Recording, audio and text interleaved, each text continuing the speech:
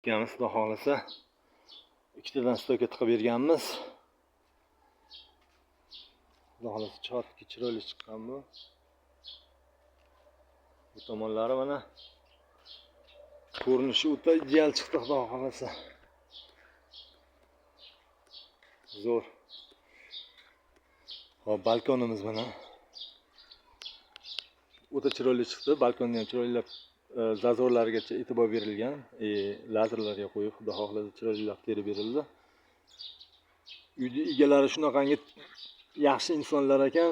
Mana hozir ketishimizda mashinaning kalitini olib qo'yib, obed qilib ketasanlar. Qo'yishiga oshni damlatib qo'yganman deb mashinaning kalitini olib qo'yishgan. Nihoyatda yaxshi insonlar. Mana pulimizni oldik.